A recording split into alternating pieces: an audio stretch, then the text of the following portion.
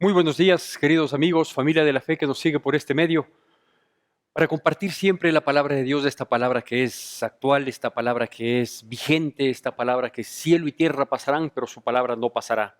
Siempre es un privilegio, es un honor para mí el compartir y sé que es de mucho provecho para todos quienes tratamos de conocer la voluntad de Dios, quienes tratamos de manejarnos dentro de los parámetros de Dios y de los parámetros estipulados en su palabra.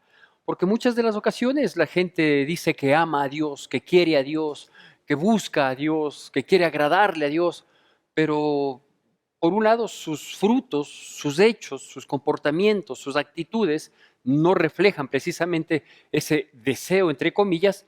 Y por otro lado, también hay gente que quiere hacer la voluntad de Dios sin que ni siquiera conozca la palabra de Dios. Cuando es en este librito que se llama Biblia, en donde está contemplada la voluntad de Dios, los parámetros de Dios, los mandamientos de Dios, para saber si esto que quiero hacer está dentro de estos parámetros, si esto que quiero hacer está correcto, está acorde a lo que Dios quiere.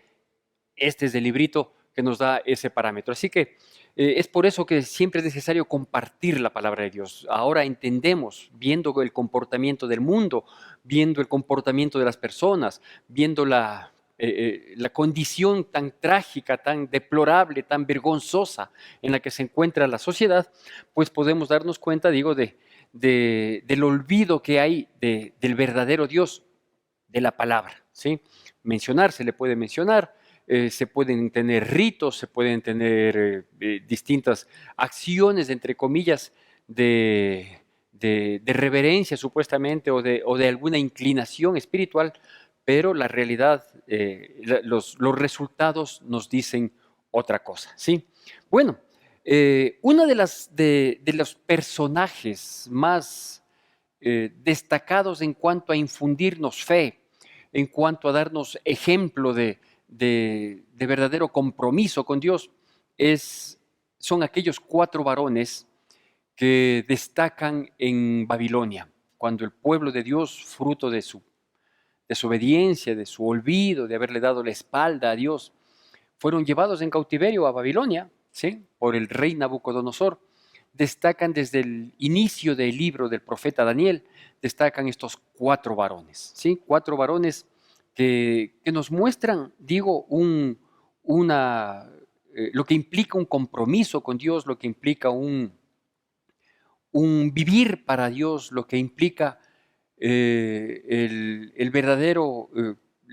verdadera disposición de corazón para hacer la voluntad de Dios, ¿sí? Digo, estos 4 hombres son Daniel precisamente, a quien se le puso nombre Babilonia, que se llamaba Beltsasar, Daniel su nombre hebreo y Beltsasar su nombre babilónico, su nombre adquirido en el cautiverio, y los otros 3, sí, que es Azarías, Misael y se me escapa el otro, a quienes se les pusieron Sadrach, Mesach y Abednego, ¿no?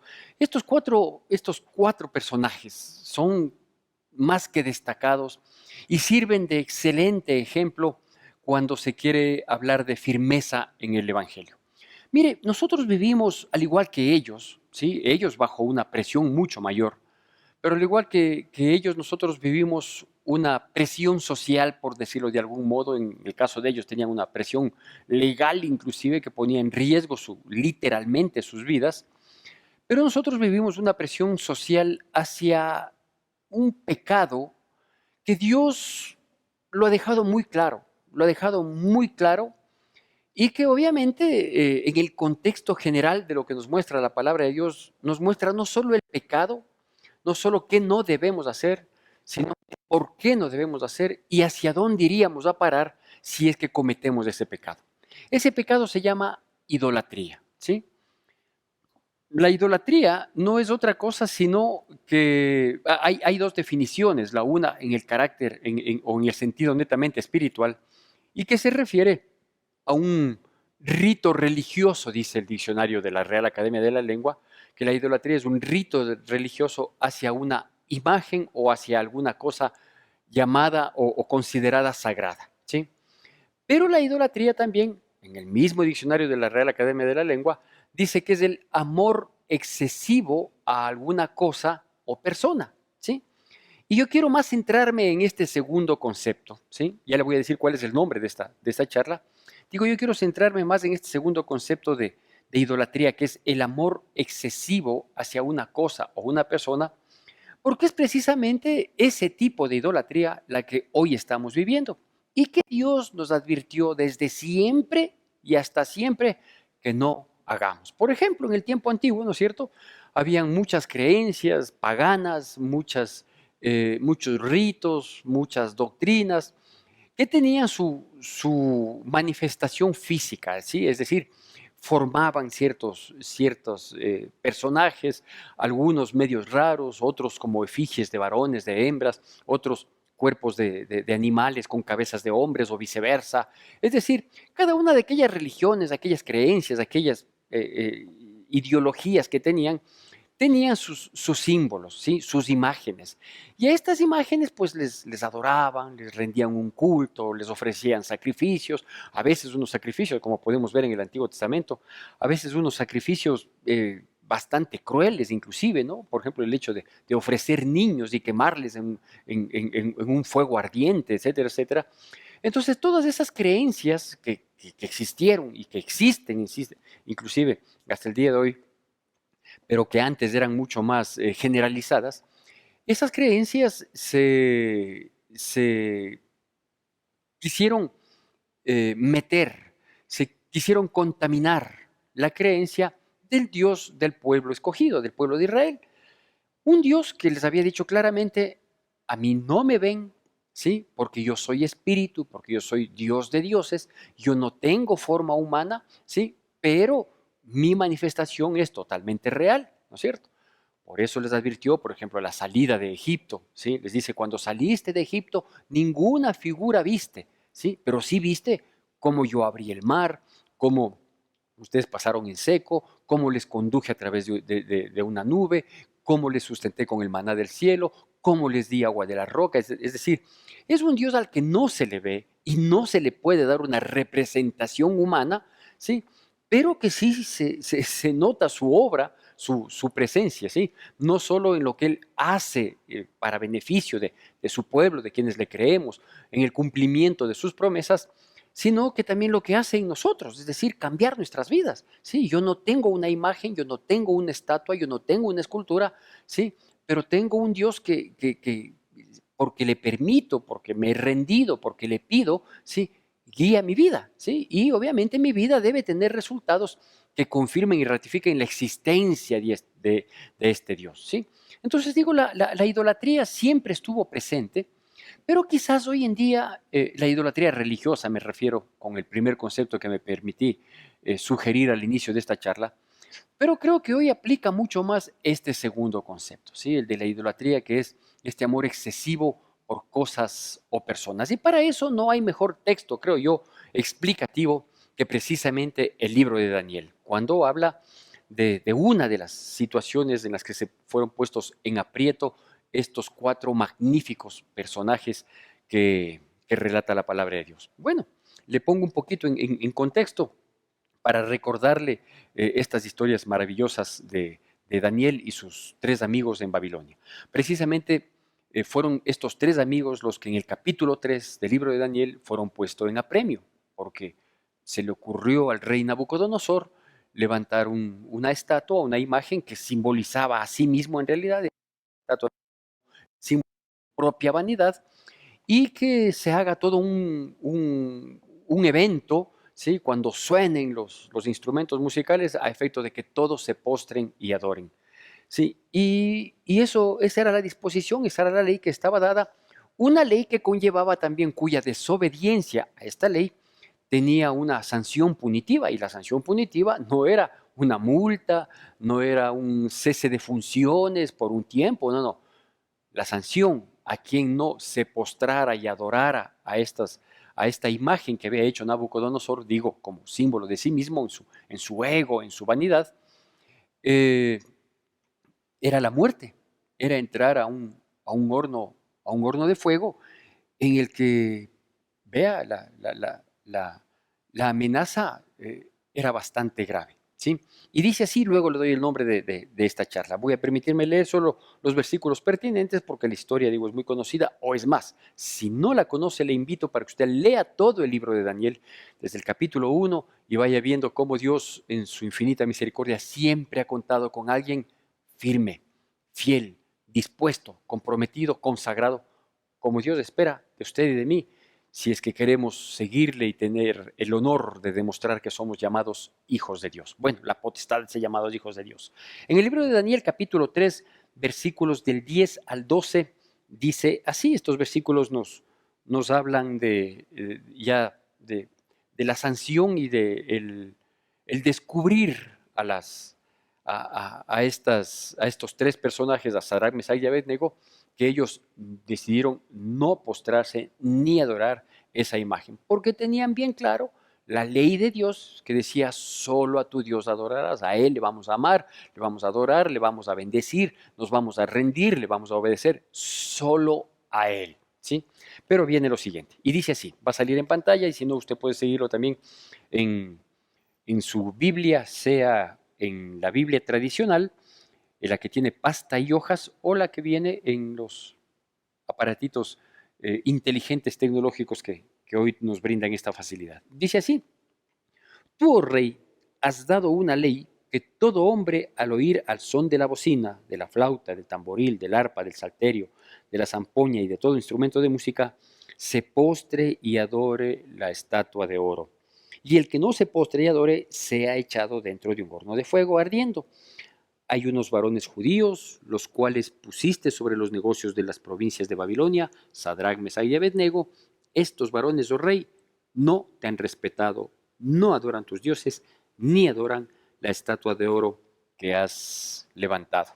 Bueno, no está por demás recordar también que el levantamiento de esta estatua y la orden de postrarse cuando suenen aquellos instrumentos de música fue precisamente no solo una lisonjería en favor del rey Nabucodonosor, porque sus gobernantes, sus asistentes, sus colaboradores son los que le sugieren que haga esta efigie y que haya este rito de adoración, sino que también fue para poner de pretexto y tratar de evitar a Sadrach, Mesach y Abednego, porque eran personas intachables, ¿sí? Les repito, eran personas intachables. Y como personas intachables no podían ser cogidos, al igual que Daniel, en absolutamente ninguna acción indebida.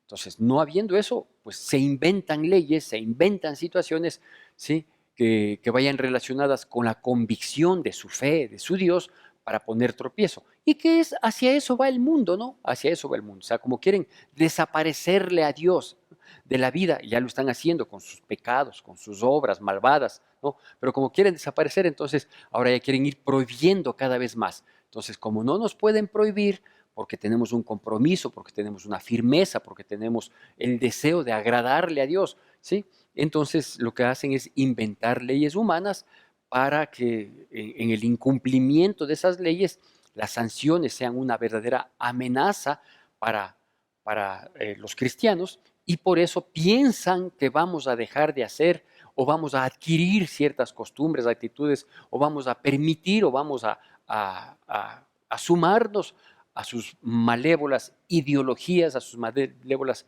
intenciones. La respuesta es simple, ¿no? Como lo dijo Pedro en algún momento frente a un tribunal sancionador. El apóstol Pedro dijo: es necesario obedecer a Dios antes que a los hombres. Entonces, pueden inventar lo que sea. Sugerir pueden sugerir lo que sea. Legitimar pueden legalizar y legitimar lo que sea. Aquí hay una ley y esta la vamos a respetar. Y dice así, ¿no es cierto? La idolatría, por ejemplo, tiene ciertas características. La idolatría actual, digamos, ¿no es cierto? Ese amor excesivo, desmedido hacia una cosa o una persona. Sí, tiene características únicas, propias, ¿no? Por ejemplo, una de ellas es que esa idolatría es de aceptación multitudinaria. Pensemos en algo que sea idolatría, un artista, ¿sí? Hace no mucho tiempo vino acá al país un artista, eh, no conozco mucho o nada, mejor dicho, del artista, apenas vi una propaganda en la televisión vi su presencia, no comparto, no coincido con ese tipo de presencias, ¿sí? Yo soy de la vieja escuela y alguna letra por ahí, digo, en la propaganda que vi, bueno, no coincido, ¿sí? No puedo juzgar tampoco y decir si es una buena persona, una mala persona, no sé. Su presencia como artista y alguna letra, algo muy ligero que escuché ahí, no me agradó. Pero, digo, la idolatría conlleva este aspecto, ¿no? Que es de aceptación multitudinaria. No digo mayoritaria, digo multitudinaria. Es decir, hay momentos en que una persona, una situación, una cosa, toma fuerza en un momento y se vuelve una idolatría en pos de esta persona, ¿sí? No es que seamos la mayoría los que estamos atrás de eso, ¿sí? En ciertos aspectos sí, como ya le voy a dar un ejemplo, pero lo que sí es multitudinario, ¿no? Es decir, el espacio que designan para la presentación se llena, ¿sí? No quiere decir que sean todos. Por ejemplo, en nuestra ciudad se presentó, digo, este artista hace pocos días y entiendo que llenó uno de los espacios más grandes de la ciudad, que es el estadio, ¿sí? En donde se juega el fútbol. Es uno de los espacios más grandes, pero no quiere decir que toda la ciudad estuvo ahí, porque ese espacio dará, qué sé yo, para 40,000, 45,000 personas, pero en la ciudad somos 3 millones de personas, entonces no es que sea mayoritario, pero sí es multitudinario, ¿no es cierto? Esa es una característica de la idolatría, en este concepto de adoración, de amor, de postración a ciertas cosas o personas. Otra característica, por ejemplo, es que tiene un gran reconocimiento, pero es temporal, ¿no es cierto? Entonces, hoy es el ídolo de las multitudes o la ídolo de las multitudes, ¿no es cierto? Tal persona por sus actuaciones, porque canta, porque actúa, porque dice, porque se manifiesta, qué sé yo. Pero es temporal, ¿sí? De hecho, yo he conversado con personas de mi generación posterior, la que viene atrás mío, y les digo, ¿no? Por ejemplo, antes un artista, un cantante, pensemos, duraba mucho más tiempo vigente, ¿sí? Entonces yo mismo, por ejemplo, escuchaba la música de hermanos mayores, ¿sí? Y las escuché por largo tiempo, ¿no? Hasta cuando yo, qué sé yo, hasta cuando me casé posiblemente. Entonces esos artistas se mantenían vigentes, no había una renovación tan rápida, o sea, no es que hoy era el artista X, era el más seguido y en 6 meses ya era otro, no, duraban mucho más. No estoy justificando tampoco la idolatría que siempre ha existido hacia personas en el arte, principalmente en el arte musical, ¿no es cierto? Entonces, digo, son multitudinarias por un lado y son de un reconocimiento temporal, ¿sí? Es decir, el que hoy está vigente posiblemente mañana aparece otro y le deja caduco, le tumba, le tumba. Y por otro lado, también esto es una realidad, o sea, puede resultar discutible hasta cierto punto, pero es una realidad. Y es que este tipo de idolatría hacia una persona, hacia una cosa, no solo es multitudinaria, aunque no sea mayoritaria, no solo es temporal, ¿sí? Sino que no ofrece ningún beneficio, no ofrece ningún beneficio. Ya realmente hablando, aparte de la alegría del ratito, que no termina siendo gran beneficio, ¿no? Pero no ofrece ningún beneficio. ¿No? Mirando el ejemplo bíblico. El ejemplo bíblico, ¿qué nos dice? ¿Sí? Que Nabucodonosor levantó una estatua de oro, wow, qué valiosa. ¿Sí? ¿Quién se beneficiaba de todo el valor de esa estatua? Nadie. ¿Sí? Por más de oro que sea, por más precio que le pongamos, ¿no es cierto? Increíble, ¿sí?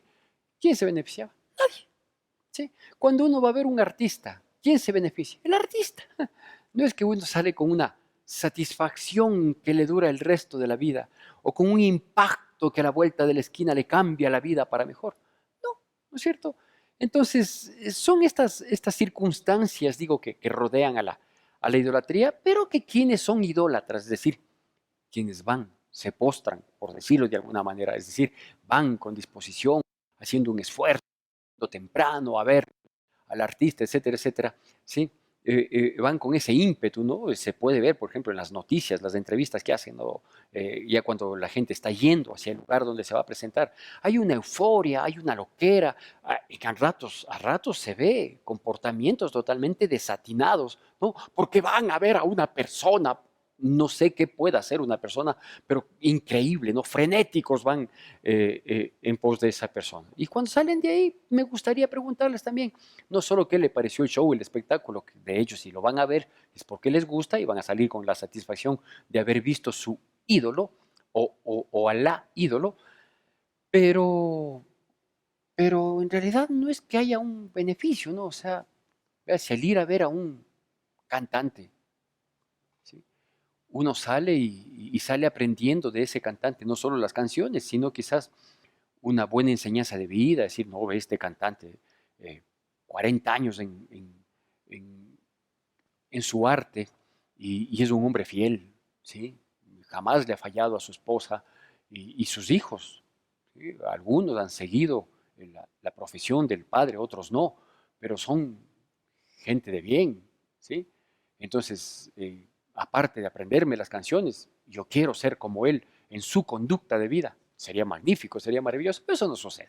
Eso no sucede. Entonces, también va a decir, qué exagerado el pastor, por poco quiere que la gente salga volando de espiritual. Por eso es que uno escoge qué seguir, a quién seguir, ¿no? Entonces yo digo, si yo voy a hacer el esfuerzo de meterme en una multitud, porque son multitudinarios, ¿sí? Yo no soy partícipe de las montoneras, por ejemplo, pero ya voy a hacer el esfuerzo de meterme multitudinariamente, ¿no es cierto? ¿Sí?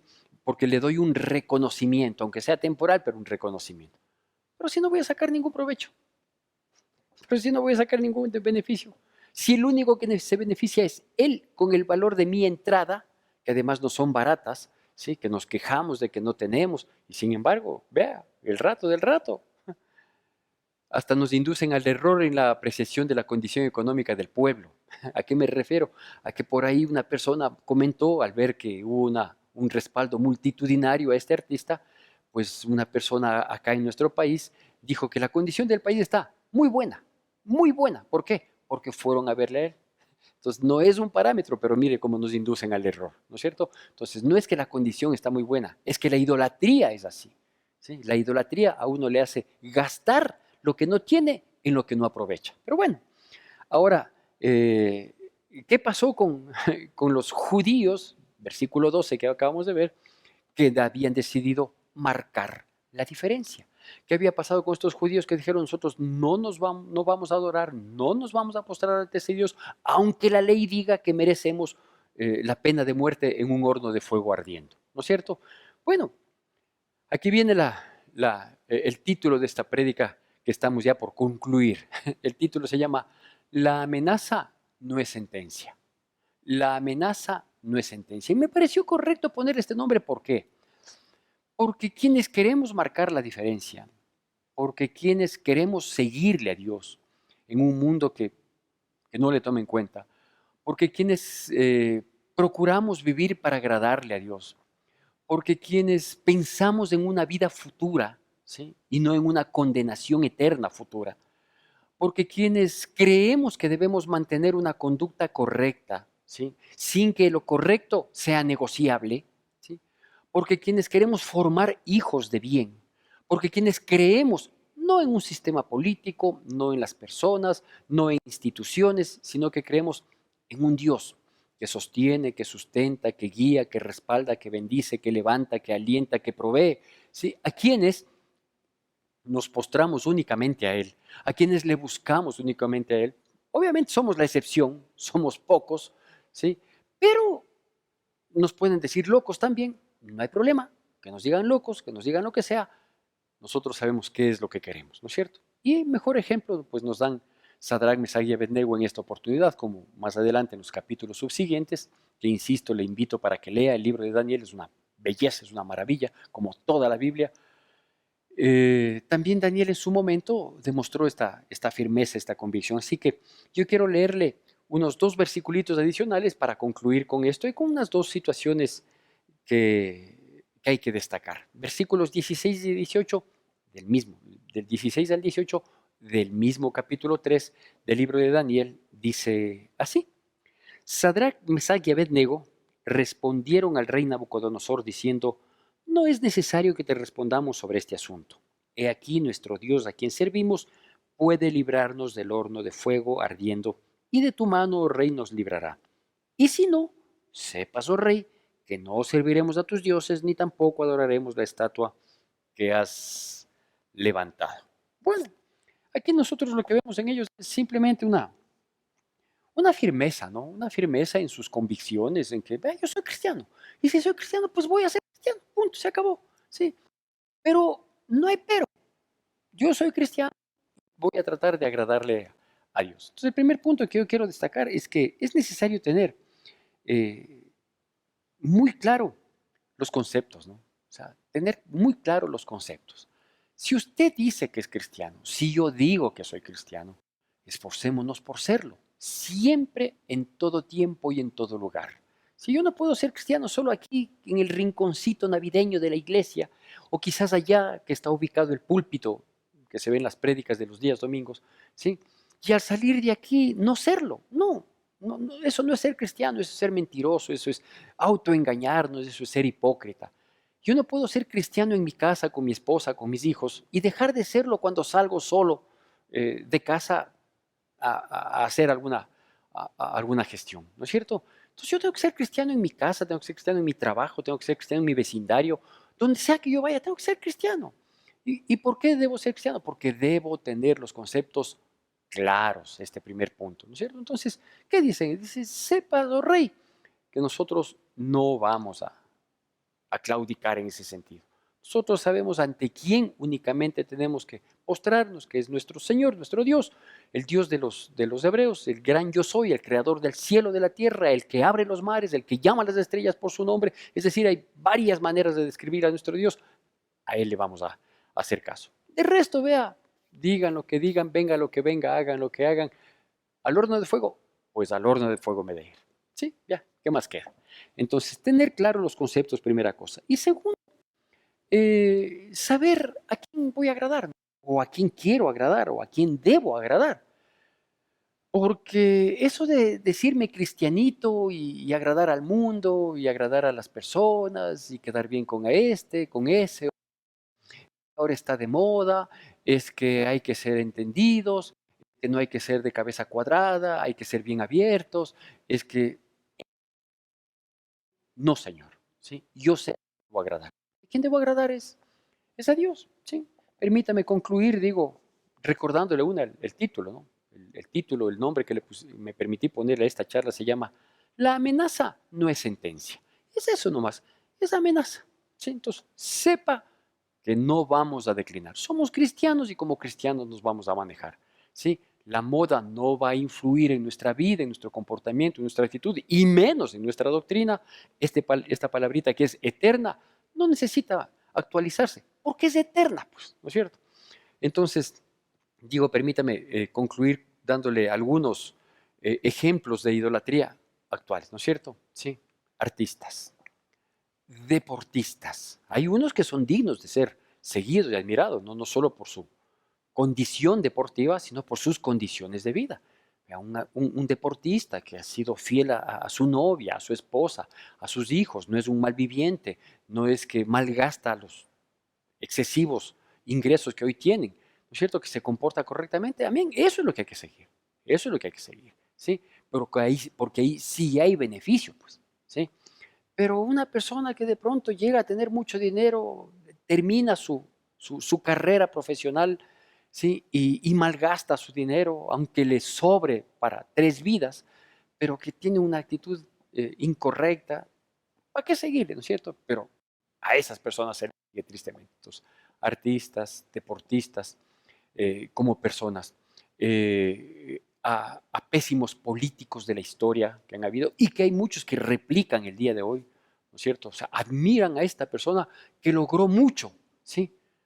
Pero esclavizando a muchísimos más, pero aprovechándose de muchísimos más, pero pisoteando a muchísimos más. Entonces, le admiran, ¿no? Al empresario, le admiran al que surgió económicamente porque llegó acá, pero averigüe bien cómo llegó, pues. si es que llegó pisoteando, si es que llegó aprovechando, si es que llegó perjudicando, no, pero se admira el resultado del impío, ¿sí? Entonces hay que tener mucho cuidado en eso, ¿sí? Y por otro lado también, por ejemplo, tenemos la idolatría como la vanidad. La vanidad es una idolatría que está presente en el mundo, increíble, ¿no? Por eso es que hay científicos, según dicen, será también, que están procurando ver alguna medicación, algún tipo de alimentación o de dieta, qué sé yo, para tratar de detener el envejecimiento. ¿Cuánto es un orden de la vida, no? Yo siempre digo, no hay nada mejor que envejecer con dignidad. Entonces la vanidad es una idolatría. El sexo es otra idolatría. El sexo es otra idolatría. ¿Sí? Y usted ve cómo se lo promueve abiertamente. Ahora ya no se puede decir que, por ejemplo, hay la lujuria, la lascivia media camuflada. No, no, ahora es totalmente abierto. Más aún con estos aparatitos electrónicos que nos permiten tener contacto con todo lo que el mundo propone, ¿sí? Entonces el sexo es una idolatría, ¿sí? Y obviamente el dinero, ¿no? El dinero es otra idolatría y usted dirá, pero una de las características de la idolatría es que no beneficiaba a nadie. Sí, el problema del dinero no es el dinero como tal, es el amor al dinero, sí, porque cuando uno ama el dinero y desmerece las cosas verdaderamente importantes, el dinero no solo que ya no le da ningún beneficio, sino que termina siendo un gran perjuicio. Hay que ser sabios. Y a mis amigos cristianos, a la familia de la fe cristiana, ¿sabe qué? La amenaza no es sentencia. Vamos firmes en el Señor. Que Dios nos bendiga poderosamente en Cristo Jesús. Hoy levanto a ti mis manos y te alabo, mi Señor.